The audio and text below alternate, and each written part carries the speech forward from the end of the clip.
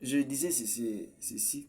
Dans l'époque de Jésus, il y avait plusieurs courants de religions. En illustrant même la parole du Seigneur, il y avait deux courants de religion au temps du Seigneur. Il y avait l'école de Shamaïm et l'école de Hillel. Chez le, le Shamaïm, pour divorcer avec sa femme, il s'appuyait sur Deutéronome 24. Il s'appuyait sur Deutéronome 24. Mais chez le courant de religion ou chez les Hillel, pour se divorcer ou se séparer avec sa femme, ça dépendait même pas de, euh, de Deutéronome 24. Même si ta femme ne peut pas bien, tu peux te séparer avec lui. Même si ta femme a des petites désirés, tu peux te séparer avec lui. C'est pourquoi lorsque les scribes vint auprès du Seigneur Jésus pour lui dire, dis-nous, ils ont posé à Jésus une question par rapport à la polygamie. Parce que la loi qu'ils ont évoquée, ce n'était pas une loi qui a été donnée par les seigneurs, non. Vous serez d'accord avec moi que les Israélites sont des descendants d'Abraham. Abraham vient du Chaldée. Or, chez les Chaldées, il y avait 15 lois chaldéiques. Abraham aussi a vécu ces lois-là. Malgré qu'il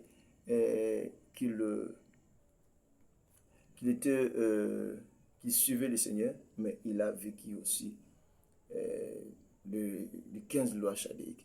Chez les Chaldées, je m'aurais dit, la première loi, c'était que si tu es riche, tu meurs, tu n'as pas de successeur ou bien d'héritier. Celui qui peut, celui qui prendra ou celui qui sera ton héritier, ça sera le fils du serviteur le plus ancien. Vous serez d'accord avec moi, c'est ce qui s'est passé avec Abraham. À chaque fois que Dieu lui disait que je te donnerai un fils, il remettait en cause sa, son esclave le plus ancien qui devait le remplacer. Il disait, Seigneur, qui sera mon héritier? Il parlait d'Éléazar de Damas. Chez eux là-bas, ce n'est pas l'homme qui surnomme, ou l'homme, ce n'est pas l'homme qui donne le nom. Lorsque vous avez mis au monde, ce n'est pas l'homme qui va donner le nom. C'est la femme qui doit donner le nom aux enfants. Et vous serez d'accord avec moi que ça s'est passé avec Jacob. C'était ces femmes qui ont donné le nom de ses enfants. Chez eux là-bas, là, on ne compte pas la femme et on compte pas aussi les enfants. Lorsque vous faites une marche, les enfants ne seront pas comptés et les femmes ne seront pas comptées. C'était des lois qui régissaient, les lois que les Israélites vivaient. Oui. C'est pourquoi quelque part vous serez d'accord avec moi. Jésus a dit aux Juifs, vous falsifiez la parole de Dieu à cause de vos coutumes. Quelle a été leur coutume? Parce que les Israélites, leur coutume c'était la parole de Dieu. Ils avaient que Dieu. Non. Ils étaient des descendants d'Abraham, excusez, d'Abraham. Ils ont vécu aussi ces choses-là. Chez eux, la polygamie était autorisée. Vous verrez que Jacob avait pris 4 femmes. Abraham avait 3 femmes, Sarah, Agar, Keturah. Donc là-bas, la femme légale peut autoriser à son homme de prendre les femmes ou les servantes.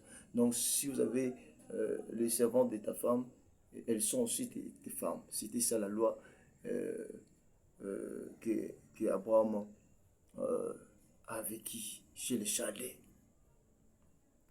Vous voyez, c'est pour. Et j'ai oublié encore une autre loi.